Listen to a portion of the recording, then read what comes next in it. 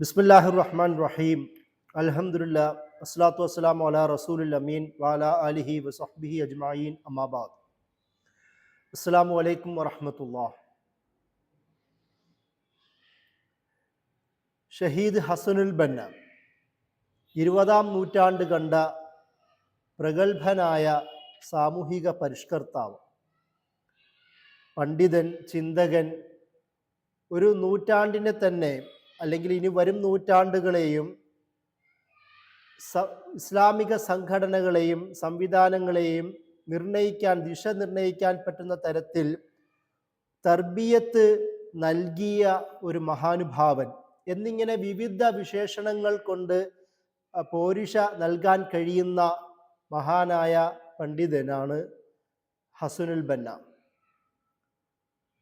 1906 October 14 ജനിക്കുകയും 1949 ഫെബ്രുവരി 22 ഷഹീദാവുകയും ചെയ്ത ഹസൻ അഹമ്മദ് അബ്ദുറഹ്മാൻ മുഹമ്മദ് അൽ ബന്ന എന്ന ആ നേതാവിനെ കുറിച്ച്, ആ ചിന്തകനെ കുറിച്ചാണ് നമ്മൾ ഇന്ന് സംസാരിക്കുന്നത്. അദ്ദേഹത്തിൻ്റെ ജീവിതം, അദ്ദേഹത്തിൻ്റെ ചിന്ത, അദ്ദേഹം ഇസ്ലാമിന് വേണ്ടി നൽകിയ അദ്ദേഹത്തിൻ്റെ രക്തസാക്ഷിത്വം, ഈ 3 വിഷയങ്ങളും നമ്മൾ പലതവണ ഒരുപക്ഷെ സംസാരിച്ചിട്ടുണ്ടാവാം, കേട്ടിട്ടുണ്ടാവാം. എന്നാലും അദ്ദേഹത്തിൻ്റെ ഓർമ്മകളിലൂടെ അദ്ദേഹം ഇസ്ലാമിക ലോകത്ത് അദ്ദേഹം ഷഹീദായത് മുതൽ ഇന്ന് വരെയും നൽകിയ ആ ചിന്തകളും അദ്ദേഹത്തിൻ്റെ മാർഗനിർദ്ദേശവും നമുക്ക് വീണ്ടും ഒരു ആവർത്തി കൂടി ആലോചിക്കുകയും പഠിക്കുകയും വേണ്ടതുണ്ട്. ഇമാം ഹസനുൽ ബന്ന എല്ലാ സാധാരണക്കാരായ ഈജിപ്ഷ്യൻ മദ്രസയിൽ നിന്ന് രൂപപ്പെടുന്ന എല്ലാ പണ്ഡിതന്മാരെ പോലെയും ഒരു മുദരിസായി ജീവിതം നയിച്ചു തുടങ്ങിയ ആളാണ്. അദ്ദേഹത്തിൻ്റെ ജീവിതത്തിലെ ഏറ്റവും പ്രധാനപ്പെട്ട ടേണിംഗ് പോയിന്റുകൾ, ഒന്ന് അദ്ദേഹത്തിൻ്റെ പിതാവ് അബ്ദുറഹ്മാൻ ബന്നയാണ്. രണ്ടാമത് അദ്ദേഹത്തിന് ലഭിച്ച അദ്ദേഹത്തിൻ്റെ മദ്രസ ജീവിതവും അതുപോലെ തന്നെ കുടുംബത്തിൽ നിന്ന് ലഭിച്ച ഒരു ആത്മീയ ചൈതന്യവുമാണ്. ഞാനിത് ആദ്യമേ തന്നെ എടുത്ത് പറയാൻ കാരണം, ഇഖ്വാനുൽ മുസ്ലിമൂൻ്റെ ആ സംവിധാനത്തിൻ്റെയോ അല്ലെങ്കിൽ അവരുടെ പ്രവർത്തകരുടെയോ നേതാക്കളുടെയോ ജീവിതത്തിൽ ഏറ്റവും കൂടുതൽ നമ്മൾ ദർശിക്കുന്നത് തർബിയത്താണ്, ശിക്ഷണമാണ്. അതായത് ശരിയായ നിർദ്ദേശം ലഭിച്ച ഒരു ഗ്രൂപ്പ് എന്ന രീതിയിലാണ് നമ്മൾ ഇഖ്വാനികളെ പരിചയപ്പെടുന്നത്. അതിന് ഊർജം തന്നെ ലഭിക്കുന്നത് ഇദ്ദേഹത്തിൻ്റെ ഒരു കുടുംബ പശ്ചാത്തലം തന്നെയാണ്. ആ ഭാഗത്ത് തന്നെ ജനിച്ച വളരെ പ്രഗത്ഭനായ പണ്ഡിതനായിരുന്നു അദ്ദേഹത്തിൻ്റെ പിതാവ്. അതുകൊണ്ട് തന്നെ മാലിക്കി മദ്ഹബ് അടക്കമുള്ള മറ്റുള്ള മദ്ഹബുകളിലൊക്കെയും വളരെ ആഴത്തിൽ ധാരണയുണ്ടായിരുന്നു. അത് കുടുംബത്തിൽ നിന്ന് അദ്ദേഹം ലഭിക്കുന്നുണ്ട്. അതുപോലെ തന്നെ അവിടെ ഉണ്ടായിരുന്ന ഷാദിലി ത്വരീഖത്ത് എന്ന് പറയുന്ന നോർത്ത് ആഫ്രിക്കയിലടക്കം വളരെ വിവിധ ഭാഗങ്ങളിൽ വിശാലമായ ഒരു സൂഫി വിഭാഗമാണ് ഷാദിലി ത്വരീഖത്ത്. അതിൻ്റെ ഒരു പ്രധാന വിങ്ങുമായും ഇദ്ദേഹത്തിൻ്റെ ആദ്യകാലങ്ങളിൽ ബന്ധമുണ്ട്. ഹസഫി ത്വരീഖത്ത് എന്നാണ് അറിയപ്പെടുന്നത്. അതായത് ആത്മീയ ചൈതന്യം അദ്ദേഹത്തിന് ലഭിക്കുന്നതും സറൂഖ് എന്ന് പറയുന്ന ഷെയ്ഖിൽ നിന്ന് അദ്ദേഹത്തിൻ്റെ ചിന്തകൾ ഏറ്റുവാങ്ങുന്നതുമെല്ലാം നമുക്ക് ഇദ്ദേഹത്തിൻ്റെ ആദ്യകാല ജീവിതത്തിൽ കാണുവാൻ കഴിയും. ആ ഒരു അനുഭവം പിന്നീട് അദ്ദേഹത്തിൻ്റെ സംഘടനാ ജീവിതത്തിലും അദ്ദേഹം രൂപപ്പെടുത്തിയ കത്തുകളിലും പ്രഭാഷണങ്ങളിലും എല്ലാം നിറഞ്ഞു നിൽക്കുന്നത് കാണാം. ഇഖ്വാൻ മുസ്ലിമൂൻ്റെ അൽ മുർഷിദുൽ ആം എന്ന് പറയുന്ന പദപ്രയോഗം പോലും ഈ പറയുന്ന ആത്മീയ പശ്ചാത്തലം നിറഞ്ഞവയാണ്. അല്ലെങ്കിൽ അവരുടെ സ്ഥാപനത്തിന് ഇർഷാദ് എന്ന് പേര് വിളിക്കുന്നതും അൽ മുർഷിദ് എന്ന പേര് കടമെടുക്കുന്നതും അതുമായി ബന്ധപ്പെട്ട മറ്റു പല വൊക്കാബുലറികളും ടെർമിനോളജികളുമെല്ലാം ഷെയ്ഖ് ഹസനുൽ ബന്നയുടെ അദ്ദേഹത്തിൻ്റെ ആദ്യകാല ജീവിതവുമായി തന്നെ നല്ല ബന്ധമുണ്ട്. ഈ തരത്തിലാണ് അദ്ദേഹം വളർന്നത്. അതുകൊണ്ട് തന്നെ പിന്നീട് ഒരു മുദരിസായി മാറുകയും ഇസ്മായിലിയ എന്ന് പറയുന്ന ഗ്രാമത്തിലേക്ക് അദ്ദേഹം നിയോഗിതനാവുകയും ചെയ്യുന്നു. ഷെയ്ഖ് ഹസനുൽ ബന്നയുടെ ജീവിതത്തിലെ പ്രധാനപ്പെട്ട ഒരു മാറ്റം ആ ഗ്രാമത്തിൽ എത്തുന്നതോട് കൂടിയിട്ടാണ്. അവിടെ എത്തുകയും അദ്ദേഹം കുറച്ചു കാലം ആ ഗ്രാമത്തെക്കുറിച്ച് വിശാലമായി പഠിക്കാൻ ശ്രമിക്കുകയും ചെയ്തത് നമുക്ക് കാണാം. അതായത് അദ്ദേഹം ആ ഗ്രാമത്തെ പല കാറ്റഗറികളായി തരംതിരിക്കുന്നുണ്ട്. അതിലൊന്ന്, അവിടെ കണ്ടത് സൂഫികളായ കുറച്ച് ആൾക്കാർ, അവരുടെ ആത്മീയ ലോകത്തും ഇഴുകി മാത്രം ജീവിക്കുന്ന ഒരു വിഭാഗം. മറ്റൊന്ന് അദ്ദേഹം കണ്ടത് ധനികരായ മറ്റൊരു വിഭാഗം, അവരവരുടെ ലോകത്ത് ഇഴുകി ജീവിക്കുന്നു. മൂന്നാമത് യുവാക്കൾ ക്ലബുകളിലും മറ്റും ഒരു ആസ്വാദനമായി കണ്ടുകൊണ്ട് ജീവിക്കുന്ന വിഭാഗം. നാലാമത് ഉലമ എന്ന് പറയുന്ന ഫിഖ്ഹിലും മറ്റും വിഷയത്തിലും ആഴത്തിൽ ചർച്ച ചെയ്തുകൊണ്ട് മറ്റുള്ള ലോകങ്ങളുമായി പ്രത്യേകിച്ച് ബന്ധമില്ലാത്ത ഒരു വിഭാഗം, ഇങ്ങനെ ഈ 4 വിഭാഗത്തെയും കണ്ടറിയുകയും അവസാനം അദ്ദേഹം പിന്നീട് സ്ട്രാറ്റജി രൂപീകരിക്കുകയും ആ ഗ്രാമത്തിലേക്ക് ഇറങ്ങിച്ചെന്ന് 4 വിഭാഗത്തെയും പരസ്പരം ബന്ധിപ്പിക്കുകയും ചെയ്യുന്നതിലൂടെയാണ് ഇഖ്വാൻ മുസ്ലിമൂൻ എന്ന് പറയുന്ന സംഘടനയുടെ രൂപീകരണത്തിന് അത് വഴിയൊരുക്കുന്നത്. 1928 ഈ പറയുന്ന 4 സംവിധാനങ്ങളുടെ സഹകരണത്തോടുകൂടി ധനികരെയും പാവങ്ങളുമായി ബന്ധിപ്പിക്കുകയും സൂഫികളെ യുവാക്കളുമായും പണ്ഡിതന്മാരെ ധനികരുമായും അങ്ങനെ പരസ്പരമെല്ലാം ബന്ധിപ്പിച്ചുകൊണ്ട് സമൂഹത്തിൽ വലിയൊരു തുടക്കം ഇടുകയും ചെയ്യുന്നത് നമുക്ക് കാണാം. അതിൻ്റെ പശ്ചാത്തലത്തിലാണ് അദ്ദേഹം ഈ ഒരു സംവിധാനം തന്നെ രൂപപ്പെടുത്തുന്നത്. പിന്നീട് അദ്ദേഹം വിവിധ സ്ഥാപനങ്ങൾ തുടങ്ങുന്നുണ്ട്, വിവിധ വിഭാഗങ്ങൾ അദ്ദേഹത്തിൻ്റെ ജീവിതത്തിൽ തന്നെ തുടങ്ങുന്നുണ്ട്. നേരത്തെ ഇവിടെ വിശദീകരിച്ചതുപോലെ 42-43 വയസ്സ് മാത്രം ജീവിച്ച, എന്നാൽ ആ ജീവിതത്തെക്കാളും അപ്പുറം ഒരുപാട് സംഭാവനകൾ അർപ്പിച്ച അദ്ദേഹത്തിൻ്റെ തുടക്കമെല്ലാം ഈ ഇസ്മായിലിയ ഗ്രാമത്തിൽ നിന്നായിരുന്നു എന്ന് നമ്മൾ മനസ്സിലാക്കേണ്ടതുണ്ട്. അതുകൊണ്ട് തന്നെ അദ്ദേഹത്തിൻ്റെ ഗ്രാസ് റൂട്ട് ലെവലിലുള്ള ഈ ഒരു ഇൻഫ്ലുവൻസ്, സ്വാധീനം ഒരുപക്ഷെ അവിടുത്തെ ഭരണകർത്താക്കളെ തന്നെയും വല്ലാണ്ട് പൊറുതിമുട്ടിച്ചിരുന്നു എന്നതുപോലും നമുക്ക് കാണാം. അവിടെ ഉണ്ടായിരുന്ന ഫുആദ് ഒന്നാമൻ രാജാവിന് അദ്ദേഹം കത്തുകൾ അയക്കുന്ന അനുഭവങ്ങളുണ്ട്. അതുപോലെ തന്നെ അവിടെ ഉണ്ടായിരുന്ന മറ്റു പല പണ്ഡിത, സൂഫി, ധനിക, ബ്യൂറോക്രാറ്റ്സ് അടക്കമുള്ള വിവിധ മേഖലകളിലുള്ള ക്ലബ്ബുകളോട്, എലൈറ്റ് ക്ലബ്ബുകളിലേക്ക് കത്തുകൾ അയക്കുകയും മുസ്ലിം സമൂഹത്തിന് ആവശ്യമായ പരിഷ്കരണ പ്രവർത്തനങ്ങളും നടപ്പിലാക്കാൻ ആവശ്യപ്പെടുകയും അതിൻ്റെ ഭാഗമായി തന്നെ അവിടെ ഉണ്ടായിരുന്ന വിവിധ അസാന്മാർഗിക അധാർമിക കാര്യങ്ങളെ തൂത്തെറിയുവാൻ, ഇല്ലാതാക്കുവാനുള്ള പ്രവർത്തനം നേതാക്കന്മാർക്ക് കത്തയച്ചു കൊണ്ട് അദ്ദേഹം പണിയെടുക്കുന്നത് നമുക്ക് കാണാം. എത്രത്തോളം എന്നാൽ അത് പറയണമെങ്കിൽ 1941 അദ്ദേഹത്തിൻ്റെ ഒരു ഇലക്ഷൻ പങ്കെടുക്കുന്നത്, ആ ചരിത്രം നമ്മൾ പരാമർശിക്കേണ്ടതുണ്ട്. 1941 പശ്ചാത്തലം നമുക്കറിയാം. 2ാം ലോക യുദ്ധത്തിൻ്റെ പശ്ചാത്തലമാണ്. ഈജിപ്റ്റ് ആ സമയത്ത് ബ്രിട്ടീഷ് സാമ്രാജ്യത്തിൻ്റെ അധീനതയിലാണ്. ആ ബ്രിട്ടീഷ് സാമ്രാജ്യത്തിൻ്റെ അധീനതയിൽ ഒന്ന് ബ്രിട്ടീഷുകാരുടെ അധികാരമുണ്ട്, അതുപോലെ തന്നെ ആ സമയത്തെ കിങ് ഫാറൂഖിൻ്റെ അധികാരം, വഫ്ദ് പാർട്ടി എന്ന് പറയുന്ന മറ്റൊരു നാഷണലിസ്റ്റ് പാർട്ടിയുടെ, ഈ 3 വിഭാഗങ്ങൾക്കിടയിൽ അധികാരം ഇങ്ങനെ നിലനിൽക്കുന്ന ഒരു പശ്ചാത്തലത്തിൽ അവിടെ ഒരു സമാധാനമില്ലാത്ത, അതുപോലെ തന്നെ ഒരുപാട് പ്രശ്നങ്ങൾ നിറഞ്ഞൊരു ലോകത്താണ് അദ്ദേഹം ഇലക്ഷൻ പ്രഖ്യാപിക്കുന്നത്.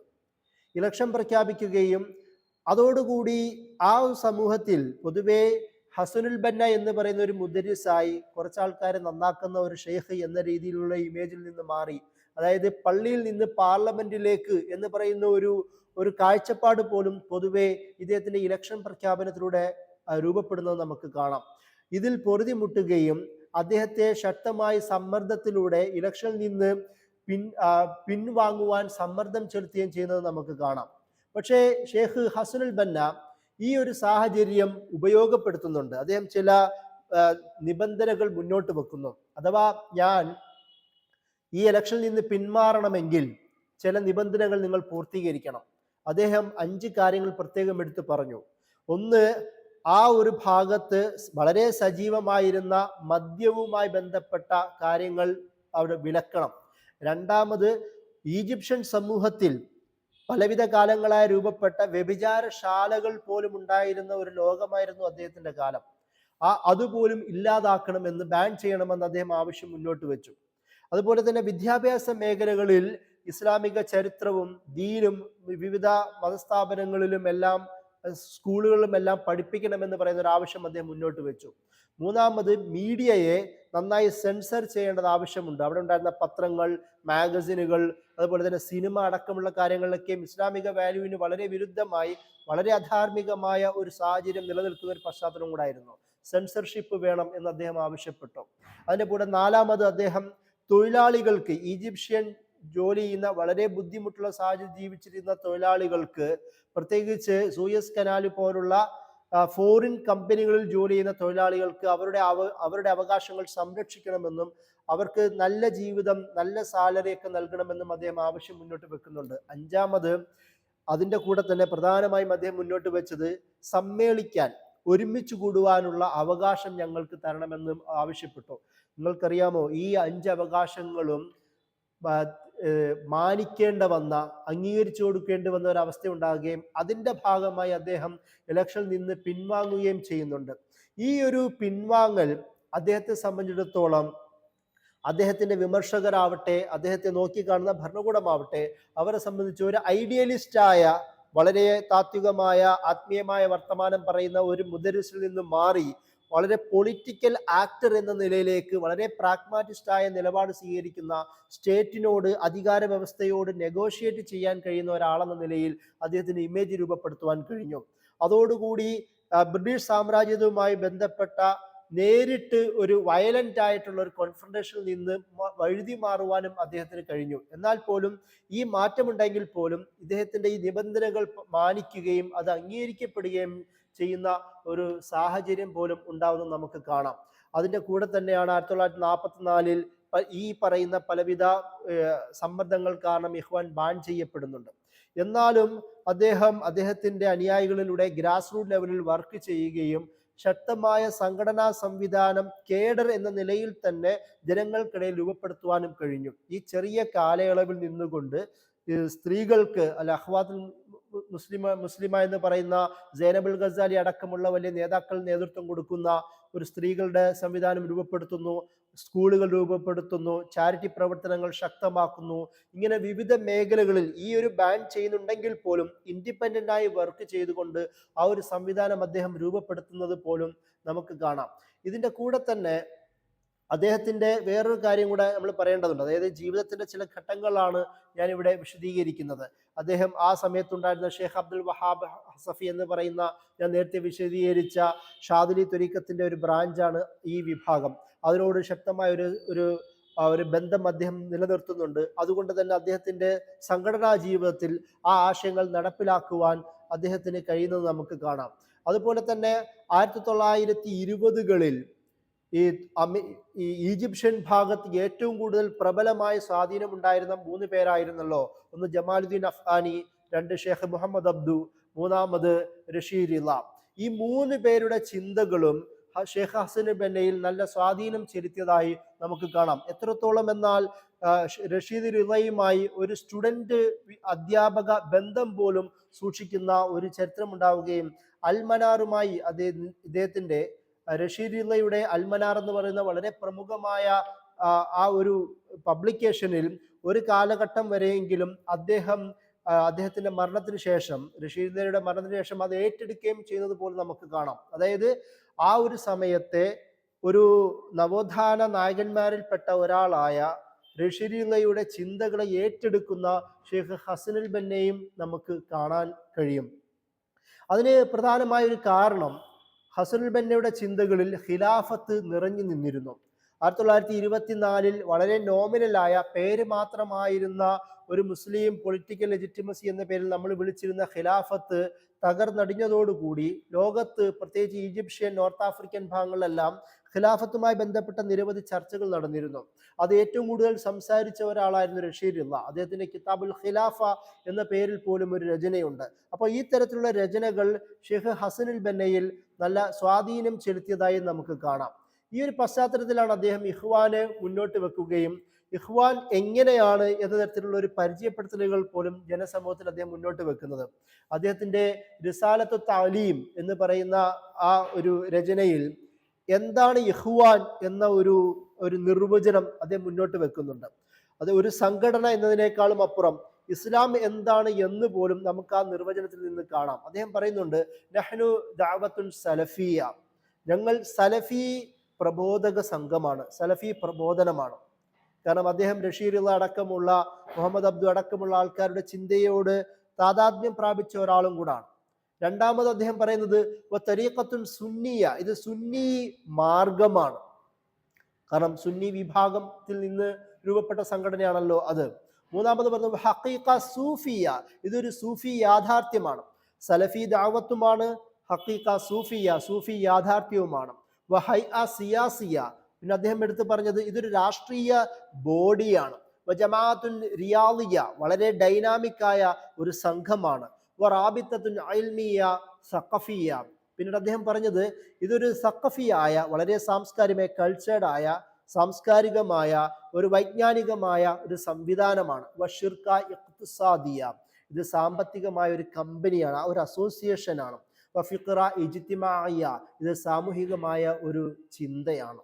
ഈ തരത്തിൽ, അതായത് ഇസ്ലാമിനെ എങ്ങനെയാണോ പരിചയപ്പെടുത്തുവാൻ പറ്റുന്നത് വളരെ കോംപ്രഹെൻസീവായ രീതിയിൽ, ആ തലത്തിൽ തന്നെ ഷെയ്ഖ് ഹസനുൽ ബന്ന ഇഖ്വാനെ പരിചയപ്പെടുത്തുന്നത് നമുക്ക് കാണാം. അതിലൂടെ അദ്ദേഹം ഇസ്ലാമിനെ എങ്ങനെ കാണുന്നു എന്നതും കൂടി നമുക്ക് വായിച്ചെടുക്കാൻ പറ്റും. അദ്ദേഹത്തിന്റെ വിദ്യാഭ്യാസവുമായി ബന്ധപ്പെട്ട് ഞാൻ നേരത്തെ പറഞ്ഞിരുന്നല്ലോ, വിദ്യാഭ്യാസത്തെ അദ്ദേഹം സംസാരിച്ചിരുന്നത് തൗഹീദ്, ശരിയായ തൗഹീദ് പഠിപ്പിച്ച് ആ തൗഹീദ് വളരെ പ്യൂരിഫൈ ചെയ്യപ്പെടുന്ന, വളരെ വിശുദ്ധമായ തൗഹീദ് ലഭിക്കുന്നവർക്കാണ് നല്ല വിദ്യാഭ്യാസം ഉണ്ടാവുകയും ആ വിദ്യാഭ്യാസം ലഭിച്ചവർക്ക് മാത്രമേ സമൂഹത്തിൽ പരിഷ്കരണത്തിനും അതുപോലെ തന്നെ മാറ്റത്തിനും നേതൃത്വം നൽകാൻ കഴിയുള്ളൂ എന്നും വിദ്യാഭ്യാസത്തെക്കുറിച്ച് അദ്ദേഹം സംസാരിക്കുന്നുണ്ട്. ജീവിതത്തെക്കുറിച്ച് പൊതുവായി അദ്ദേഹം കാണുന്നത് മരണം എന്ന് പറയുന്ന ഒരു ആശയത്തെ മുന്നിൽ വെച്ചുകൊണ്ടാണ്. മരണം അൽ മൗതു ഫി സബീലില്ലാ അമാനീന, അതായത് അദ്ദേഹത്തിന്റെ പ്രധാനപ്പെട്ട മുദ്രാവാക്യങ്ങൾ തന്നെ ഒന്നാണ്, അള്ളാഹുവിന്റെ മാർഗത്തിലുള്ള മരണം ഞങ്ങളുടെ സ്വപ്നമാണ്, ഞങ്ങളുടെ ആഗ്രഹമാണ് എന്ന രീതിയിൽ അദ്ദേഹം പറഞ്ഞു വെക്കുന്നുണ്ട്. അതുകൊണ്ട് മരണത്തെ വളരെ വളരെ റെസ്പെക്റ്റോടു കൂടി കാണണമെന്നും ആ തരത്തിലുള്ള മരണമാണ് സ്വീകരിക്കണമെന്നും, അങ്ങനെയാണ് സ്വീകരിക്കുന്നതെങ്കിൽ നിങ്ങൾക്ക് ഇരു ലോകത്തും വളരെ പെർഫെക്റ്റ് ആയ സന്തോഷം നേടാൻ കഴിയുമെന്നാണ് അദ്ദേഹം പറഞ്ഞത്. അതുകൊണ്ട് തന്നെ ഇഖ്വാൻ മുസ്ലിമിന്റെ പിൽക്കാല പ്രവർത്തനങ്ങളിലെല്ലാം മരണം ഭയം ഒരു പ്രവർത്തകരിൽ നമുക്ക് കാണുവാൻ കഴിയില്ല എന്ന് നമുക്ക് കാണാം. ഷെയ്ഖ് കർലാവി, ഹസനുൽ ബന്നയുടെ തന്നെ പ്രധാന ശിഷ്യനായിരുന്ന ഷെയ്ഖ് യൂസുഫുൽ കർലാവി, അദ്ദേഹത്തിന്റെ ആത്മകഥയിൽ അല്ലെങ്കിൽ ഇസ്ലാമിക പ്രസ്ഥാനത്തിന്റെ മുൻഗണനാക്രമങ്ങൾ എന്ന് പറയുന്ന രചനയിൽ ഈ ഒരു വിഷയം പരാമർശിക്കുന്നുണ്ട്. അതായത് ഹസനുൽ ബന്നയെ അദ്ദേഹം പരാമർശിക്കുന്നത് ആ ഒരു കാലത്തെ പ്രധാന പണ്ഡിതനായിരുന്നു ഷെയ്ഖ് മുഹമ്മദ് അൽ ഖസാലി. അദ്ദേഹത്തെ കോട്ട് ചെയ്തുകൊണ്ടാണ് ഷെയ്ഖ് കർലാവി പരാമർശിക്കുന്നത്. ഷെയ്ഖ് മുഹമ്മദ് അൽ ഖസാലി പറഞ്ഞു, 14ാം നൂറ്റാണ്ടിലെ മുജദ്ദിദാണ് ഷെയ്ഖ് ഹസനുൽ ബന്ന എന്ന് പറയുന്നുണ്ട്. കാരണം അത്രത്തോളം ഈ ലോകത്തെ വൈജ്ഞാനികമായോ അല്ലെങ്കിൽ അതിനേക്കാളും അപ്പുറം ചിന്താപരമായി, ആത്മീയമായി, സാമൂഹ്യമായി രാഷ്ട്രീയ അവബോധം നൽകിയ ഒരു പണ്ഡിതൻ എന്ന നിലയിലാണ് ആ ഒരു കാഴ്ചപ്പാട് കർലാവി പോലുള്ള ആൾക്കാർ മറ്റു പണ്ഡിതന്മാരെ കോട്ട് ചെയ്തുകൊണ്ട് ഇവിടെ പരാമർശിക്കുന്നത്. ഇദ്ദേഹം ഈ ഇസ്മായിലിയ ഗ്രാമത്തിൽ നിന്ന് വരികയും പിന്നീട് കൈറോ അടക്കമുള്ള വിവിധ ഭാഗങ്ങളും സഞ്ചരിക്കുന്നുണ്ട്, വിവിധ ഭാഗങ്ങളിൽ പ്രസംഗങ്ങൾ നടത്തുന്നുണ്ട്, ചെറിയ ചെറിയ ഔട്ട്ലെറ്റുകൾ, ചെറിയ പാംപ്ലെറ്റുകൾ അദ്ദേഹം പബ്ലിഷ് ചെയ്യുന്നത് കാണാം. വലിയൊരു ഗ്രന്ഥകർത്താവായിട്ട് നമുക്ക് അദ്ദേഹത്തെ കാണാൻ കഴിയുന്നില്ലെങ്കിലും ചെറിയ പാംപ്ലെറ്റുകളിലൂടെ, ചെറിയ പബ്ലിക്കേഷൻസിലൂടെ, പ്രഭാഷണങ്ങളിലൂടെ ജനങ്ങളെ സംസ്കരിക്കുക എന്നതായിരുന്നു അദ്ദേഹം പ്രധാനമായി കണ്ടത്. അദ്ദേഹം അസർ യൂണിവേഴ്സിറ്റിയുമായും അവിടുത്തെ പണ്ഡിതന്മാരുമായി നല്ല ബന്ധമുണ്ടായിരുന്നു.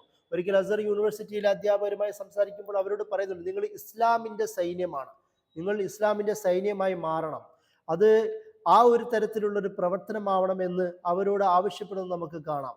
അതുപോലെ തന്നെ അദ്ദേഹം ഈ ജീവിതത്തെ ഏത് നിലത്തിലാണ് കാണേണ്ടത് എന്ന് പറയുന്ന ഒരുപാട് ലേഖനങ്ങൾ എഴുതിയിട്ടുണ്ട്.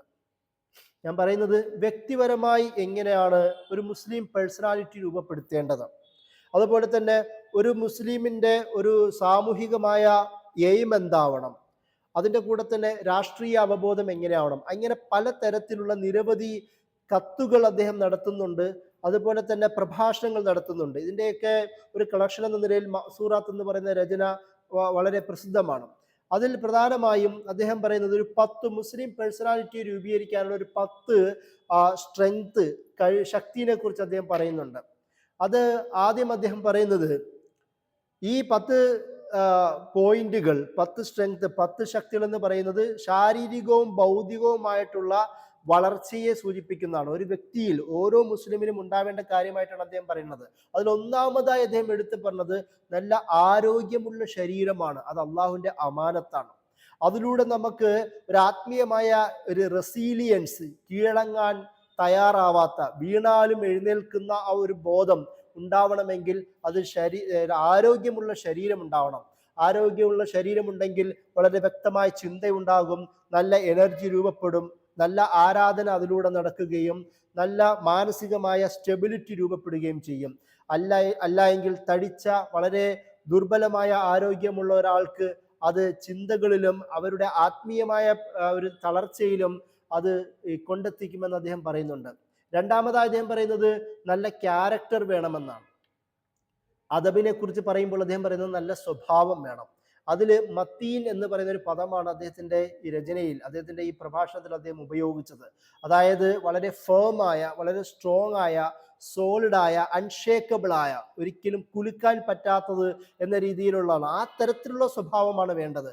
അതായത് നല്ല ഒരു മൃദുലമായ സ്വഭാവം എന്നൊക്കെ നമ്മൾ പറയുന്ന അതേ ആശയത്തെ അദ്ദേഹം സ്ട്രോങ് ആയ ക്യാരക്ടർ വേണമെന്നും ഫേമായ, സോളിഡായ, ഒരിക്കലും ഈമാനിൽ നിന്ന് അചഞ്ചലമായ സ്വഭാവമാണ് വേണ്ടതെന്ന് അദ്ദേഹം പറയുന്നുണ്ട്. അതുപോലെ തന്നെ മൂന്നാമത് അദ്ദേഹം പറയുന്നത് അൽ ഫിക്റുൽ മുസഖഫ്, അതായത് കൾച്ചേർഡ് ആയ ചിന്ത, വളരെ സാംസ്കാരികമായ ഉയർന്ന ചിന്ത. സാധാരണ അദ്ദേഹം പറയുന്ന ഒരു മുസ്ലിം എന്ന് പറയുന്നത് പള്ളിയിൽ പോയിരുന്നിട്ട് അല്ലെങ്കിൽ ആരാധനാ കർമ്മങ്ങൾ ചെയ്യുന്ന ഒരു ഭക്തൻ എന്നതിനേക്കാളും അപ്പുറം ഈ ചുറ്റും നടക്കുന്ന വിഷയങ്ങളെക്കുറിച്ച് നന്നായി മനസ്സിലാക്കാൻ കഴിയുന്ന ഒരു ബുദ്ധിജീവിയും കൂടെ ആവണം, ഒരു ഇന്റലക്ച്വൽ ആയി മാറണം. കാരണം മനുഷ്യൻ എന്നത് പറയുന്നത് ബുദ്ധി നൽകപ്പെട്ടവനാണ്. ആ ബുദ്ധിയെ ഉപയോഗിക്കാൻ കഴിയുന്ന, ചുറ്റും നടക്കുന്നതിനെ കുറിച്ച് ഒരു വാക്യമായ, സമകാലികമായ വിഷയങ്ങളെ കുറിച്ച് നല്ല ധാരണ ഉണ്ടാവുന്നതാവണം. അദ്ദേഹം നാലാമതായി പറയുന്നത് സ്വന്തമായി സമ്പാദിക്കാൻ കഴിയുന്ന കഴിവ് വേണം. കാരണം പലതരത്തിലുള്ള സാമ്പത്തിക പ്രശ്നങ്ങൾ ഉണ്ടാകും. പ്രത്യേകിച്ച് അന്ന് ഇഖ്വാനികളുടെ അവസ്ഥ നമുക്കറിയാം, പലതരത്തിലുള്ള നിരോധനങ്ങളിലൂടെ ജീവിച്ചവരാണ്. അങ്ങനെ ഗവൺമെന്റ് തടയുകയാണെങ്കിൽ സ്വന്തമായി സമ്പാദിക്കാൻ കഴിയുന്ന ഈ കാലിബർ, ടാലന്റ് ഉണ്ടാവണം എന്ന് അദ്ദേഹം പ്രത്യേകം എടുത്തു പറയുന്നു. അങ്ങനെയാണെങ്കിൽ ഒരു ഇൻഡിപെൻഡന്റ് ആയ ഫൈനാൻഷ്യൽ സ്റ്റെബിലിറ്റി ഉണ്ടാവുകയും അത് മുസ്ലിങ്ങളുടെ ഒരു സ്വന്തമായ വ്യക്തിപരമായ ഉയർച്ചയ്ക്കും അതുപോലെ തന്നെ സമൂഹത്തിന്റെ ഉയർച്ചയ്ക്കും അത് സഹായകമാവും എന്ന് അദ്ദേഹം പറയുന്നുണ്ട്. അതിൻ്റെ കൂടെ തന്നെ ഇത്രയും വ്യക്തിഗത കാര്യങ്ങളിലേക്ക് പറഞ്ഞ ശേഷം ആത്മീയമായ ചില കാര്യങ്ങൾ അദ്ദേഹം എടുത്ത് പറയുന്നുണ്ട്. അതിൽ അഞ്ചാമത്തെ കാര്യം പറയുന്നത് വളരെ ശുദ്ധമായ വിശ്വാസം ഉണ്ടാവണം. ആറാമതായി അദ്ദേഹം പറയുന്നത് നമ്മുടെ ആരാധന രീതികൾ, അനുഷ്ഠാനങ്ങൾ അത് വളരെ കറക്റ്റായതും ശരിയായതുമാവണം. എന്നാൽ മാത്രമേ ഒരു മനുഷ്യനെ സ്ട്രോങ് ആവാൻ കഴിയുള്ളൂ എന്ന് അദ്ദേഹം പറയുന്നുണ്ട്. ഏഴാമത് അദ്ദേഹം പറയുന്നത് നമ്മളുടെ താല്പര്യങ്ങളെ, തൃഷ്ണകളെ, നമ്മളുടെ ഹവയെ കൺട്രോൾ ചെയ്യാൻ നമുക്ക് കഴിയണമെന്ന് അദ്ദേഹം ഏഴാമതായി പറയുന്നു. എട്ടാമതായി പറയുന്നത് ടൈം മാനേജ്മെന്റ്. സമയത്തെ മാനേജ് ചെയ്യാൻ കഴിയാത്തവന് ജീവിതത്തെ മാനേജ് ചെയ്യാൻ കഴിയില്ല. അതുകൊണ്ട് തന്നെ ഒരാളുടെ ഒരു ഉന്മ, ഒരാളുടെ നിലനിൽപ്പ് പോലും ഓരോ മൊമെന്റിലുമാണ്. ആ മൊമെന്റിനെ, ആ ടൈമിനെ കീപ്പ് ചെയ്യാൻ കഴിയുക അനിവാര്യമാണെന്ന് അദ്ദേഹം പറയുന്നു. ഒമ്പതാമത് അദ്ദേഹം പറഞ്ഞത് നമ്മുടെ കാര്യങ്ങളെയൊക്കെയും എല്ലാ വിഷയങ്ങളെയും ഓർഗനൈസ് ചെയ്യുവാൻ കഴിയണം. എന്നാൽ മാത്രമേ നമുക്ക് റെസ്പോൺസിബിലിറ്റി, നമുക്ക് ഉത്തരവാദിത്ത ബോധം ഉണ്ടാവുകയുള്ളൂ എന്ന് പറഞ്ഞു. പത്താമത് അദ്ദേഹം പറഞ്ഞത് മറ്റുള്ളവർക്ക് ഉപകാരപ്രദമാവുന്ന തരത്തിലുള്ള സ്വഭാവം ഉണ്ടാവണം, മറ്റുള്ളവർക്ക് ബെനിഫിഷ്യലായി മാറുന്ന രീതി ഉണ്ടാവണം. ഈ തരത്തിലാണ് അദ്ദേഹം ഒരു വ്യക്തി, ഒരു മുസ്ലിം പേഴ്സണാലിറ്റി രൂപപ്പെടേണ്ടത് എന്ന് അദ്ദേഹം പറയുന്നുണ്ട്. അതുപോലെ തന്നെ മറ്റൊരു കാര്യം പറയുന്നുണ്ട്, അൽ ഉസൂലുൽ ഇശ്റൂൻ, അതായത് ഒരു 20 പ്രിൻസിപ്പിൾസിനെ കുറിച്ച് അദ്ദേഹം സംസാരിക്കുന്നുണ്ട്. ഞാൻ അതെല്ലാം അവിടെ വിശദീകരിക്കുന്നില്ല. അത് പ്രധാന ടൈറ്റിലായി നമുക്ക് തിരിക്കാം. ഒന്നാമത് ആ 20 പ്രിൻസിപ്പിൾസിൽ അദ്ദേഹം ഒന്നാമത് പറയുന്നത് ഇസ്ലാമിന്റെ ഒരു സ്കോപ്പാണ്. അത് ഇസ്ലാമിനെ ഒരു ഷുമൂലിയത്തിന്റെ, സർവവും സമ്പൂർണമായ തരത്തിലുള്ള എൻകംപാസിംഗ് ആവുന്ന തരത്തിൽ സ്റ്റേറ്റും നാഷനും കൾച്ചറലും നിയമവും അടക്കുന്ന എല്ലാ തരത്തിലും ഇസ്ലാമിനെ വിശദീകരിക്കാൻ നമുക്ക് കഴിയണം, പഠിക്കാൻ കഴിയണം. അതിൽ രണ്ടാമത് അദ്ദേഹം എടുത്ത് പറഞ്ഞത് ഖുർആനും സുന്നത്തും എല്ലാ വിഷയത്തിലും മുസ്ലിമിന്റെ പ്രൈമറി സോഴ്സസ് ആയി മാറണം. അതുപോലെ തന്നെ ഫെയ്ത്ത് നമ്മുടെ ആക്ഷനോടും പ്രവർത്തനങ്ങളോടും നമ്മുടെ ഇഖ്ലാസിനോടും ചേർന്നതാവണം എന്ന് അദ്ദേഹം പറയുന്നുണ്ട്. അതിലെ രണ്ടാമത്തെ ഘടകത്തിൽ അദ്ദേഹം പറയുന്നത് നിയമപരമായ ഭൗതികമായ ഒരു ഫ്രെയിംവർക്ക് ഒരു വിശ്വാസത്തിൽ ഉണ്ടാവണം. അതായത് ഫ്ലെക്സിബിലിറ്റി ഉണ്ടാവാൻ കഴിയണം. നമ്മൾ വളരെ പരുഷമായ നിലപാടുകൾ നിയമത്തോടും ഈ വിഷയങ്ങളോടും ഡീലിങ്ങിലും ഉണ്ടാവാൻ പാടില്ല. വളരെ ഇജ്തിഹാദ് ആവശ്യമായ കാര്യങ്ങളിൽ അത് കണ്ടെത്താൻ നമുക്ക് കഴിയണം. അതായത് ഫ്ലെക്സിബിലിറ്റി ഉണ്ടാവണം.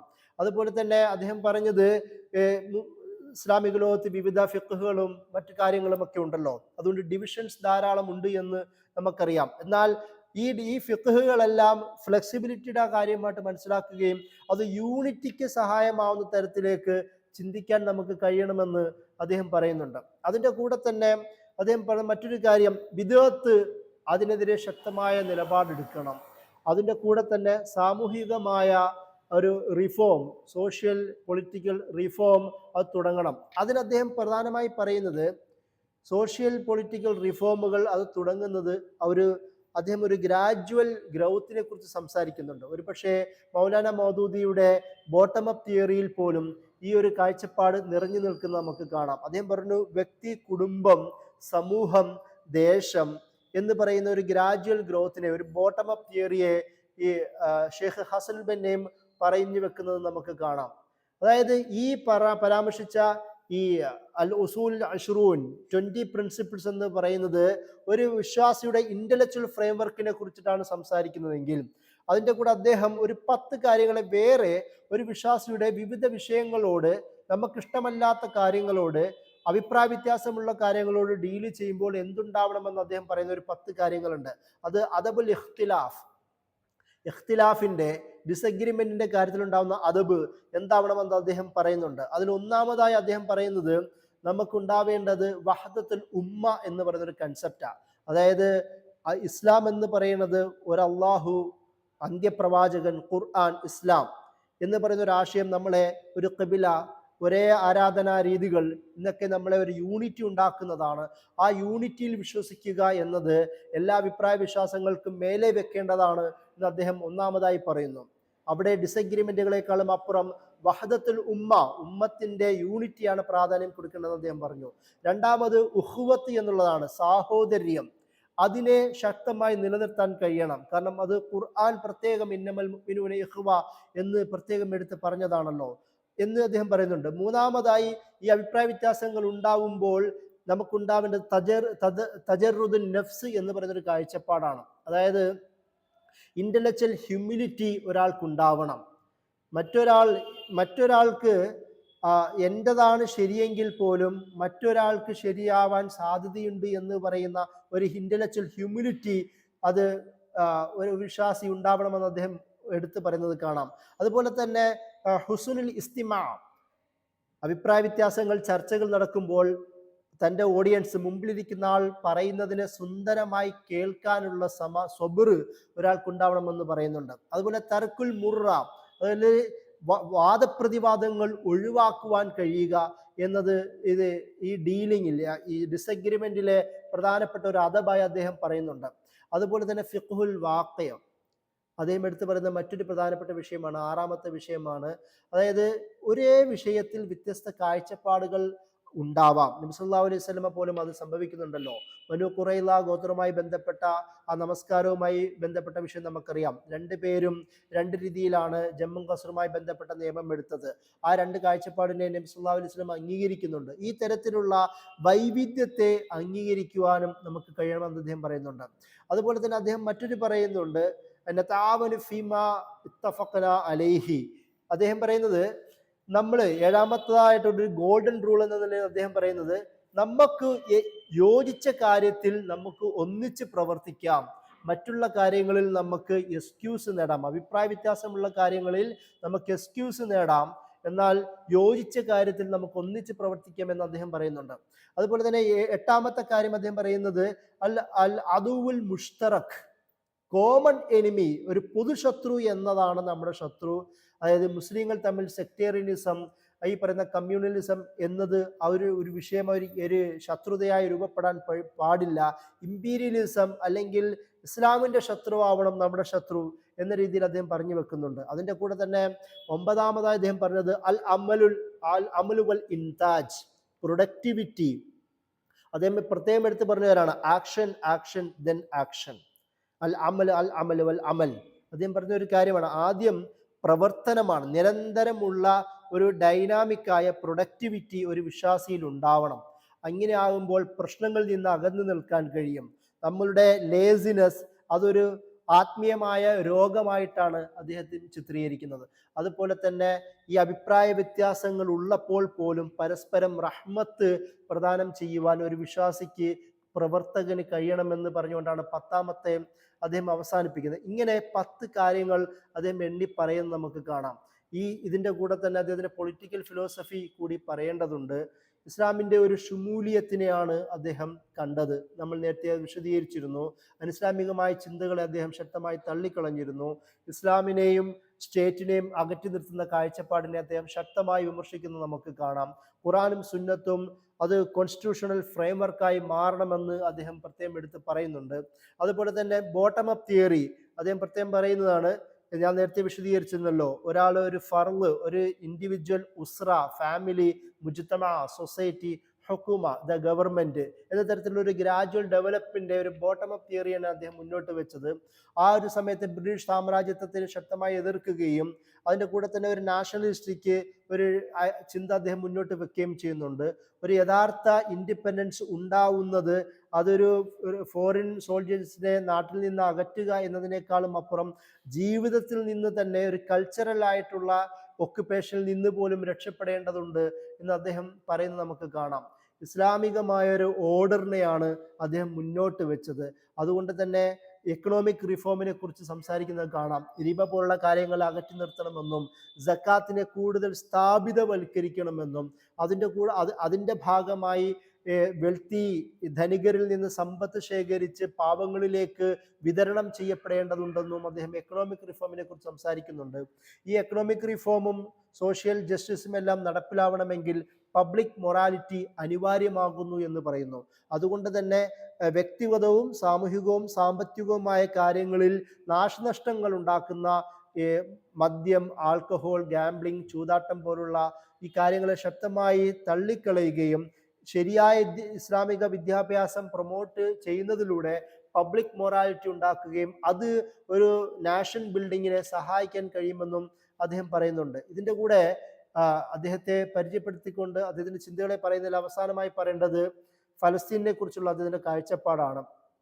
1948 ഇസ്രായേൽ സ്റ്റേറ്റ് എന്ന് പറയുന്ന ഒരു അധിനിവേശ രാഷ്ട്രം ഫലസ്തീനിൽ രൂപപ്പെടുമ്പോൾ അതിനെ ശക്തമായി പ്രതികരിക്കുകയും 10,000-കണക്കിന് ഇഖ്വാനി പ്രവർത്തകരെ ഫലസ്തീനിന് സമ്മാനിക്കുകയും അങ്ങനെ അവർ ആ യുദ്ധത്തിൽ പങ്കെടുക്കുകയും ചെയ്യുന്നുണ്ട്. ചില ചരിത്രകാരന്മാർ പറയുന്നു, അഥവാ അറബ് സൈന്യം പിൻവലിച്ചില്ലായിരുന്നുവെങ്കിൽ ഇസ്രായേലിന് വലിയൊരു നാശനഷ്ടം ഉണ്ടാക്കാൻ പറ്റുന്ന ഒരു പോരാട്ടമായിരുന്നു ഇഖ്വാനികൾ നടത്തിയതെന്നാണ്. പിന്നീട് അവരുടെ തിരിച്ചുവരവ് നിർബന്ധിതമായിട്ടുള്ള പിൻവലിക്കൽ നടത്തുകയും വന്നവരെ പലരും ബ്രിട്ടീഷ് സാമ്രാജ്യത്തിന്റെ സമ്മർദ്ദത്തിന്റെ ഫലമായി ഈ ഈജിപ്ഷ്യൻ ഭരണകൂടം പിടിച്ച് അറസ്റ്റ് ചെയ്യുകയും വധിക്കുകയും ചെയ്യുന്നത് കാണാം.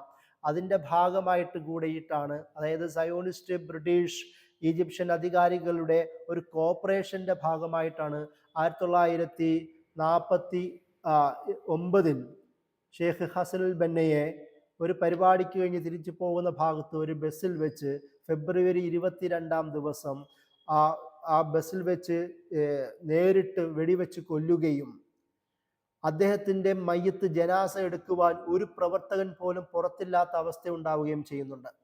ആ ഒരു സാഹചര്യത്തിൽ വയസ്സനായിരുന്ന അദ്ദേഹത്തിൻ്റെ പിതാവും കുടുംബത്തിലെ സ്ത്രീകളും ആണ് അദ്ദേഹത്തിൻ്റെ ജനാസ വഹിച്ചു കൊണ്ടുപോവുകയും പിന്നീട് അത് കബറടക്കുകയും ചെയ്തത്. ആ അവസ്ഥ ഒന്ന് ആലോചിച്ച് നോക്കുക. ഫലസ്തീനിന് വേണ്ടി ജീവിച്ച് ഫലസ്തീനിന് വേണ്ടി മരിക്കുന്ന ഒരാളായി മാറി. ആ ഇഖ്വാൻ മുസ്ലിമിൻ്റെ ഇൻഫ്ലുവൻസിലാണല്ലോ പിന്നീട് ഹമാസ് പോലുള്ള പ്രസ്ഥാനങ്ങൾ പോലും ഉണ്ടാവുന്നത്. അദ്ദേഹത്തിന് ജീവിച്ച കാലഘട്ടത്തിൽ തന്നെയും ഫലസ്തീൻ റെസിസ്റ്റൻസിനെ സഹായിച്ചതായും വേറെ രേഖകൾ നമുക്ക് കാണാം. മൗലാന മൗദൂദി 1949 ഇദ്ദേഹത്തിന്റെ വധവും അറിയുകയും ശക്തമായ പ്രതിഷേധം രേഖപ്പെടുത്തുകയും ഗായിബായ മറഞ്ഞ നമസ്കാരം പാകിസ്ഥാനിൽ സംഘടിപ്പിക്കുകയും ചെയ്തതായും നമുക്ക് രേഖകൾ കാണാം. അതായത് രണ്ട് പ്രത്യയശാസ്ത്രങ്ങൾ, ഒരേപോലെ ചിന്തിക്കുന്ന രണ്ട് സംഘടനകളുടെ ഒരു സമ്മേളനം മൗലാന മൗദൂദി ഒരിക്കലും ഹസനുൽ ബന്നയെ നേരിട്ട് കണ്ടിട്ടുണ്ടെങ്കിൽ പോലും അദ്ദേഹത്തിന്റെ മരണത്തിൽ അനുശോചനം ഏർപ്പെടുത്തിക്കൊണ്ടും പ്രതിഷേധം ഏർപ്പെടുത്തിക്കൊണ്ടും ഒരു മറഞ്ഞ നമസ്കാരം പോലും ചെയ്യുന്നത് പോലും ചരിത്രത്തിൽ രേഖപ്പെടുത്തപ്പെട്ടിട്ടുണ്ട്.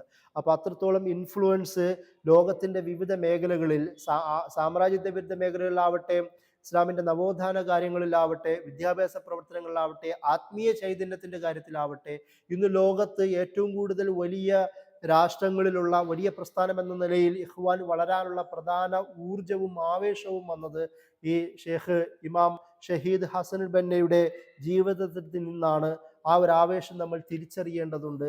ഈ ഒരു ചിന്തയിലൂടെ, ഈ അദ്ദേഹത്തിൻ്റെ ഓർമ്മകളിലൂടെ, അദ്ദേഹം പഠിപ്പിച്ചു തന്ന ആശയങ്ങളിലൂടെ നമ്മളും ജീവിക്കേണ്ടതുണ്ട്, അത് പകർത്തിയെടുക്കേണ്ടതുണ്ട്. എന്നാൽ മാത്രമേ അദ്ദേഹം ഉദ്ദേശിക്കുന്ന ആ തരത്തിലുള്ള ഒരു ചിന്ത അത് നമ്മളിലൂടെ അത് പ്രൊഡക്റ്റീവായി രൂപപ്പെടുകയുള്ളൂ എന്ന് പറഞ്ഞുകൊണ്ട് ഞാൻ എൻ്റെ വാക്കുകൾ അവസാനിപ്പിക്കുകയാണ്. അസ്സലാമു അലൈക്കും വറഹ്മത്തുള്ളാഹി.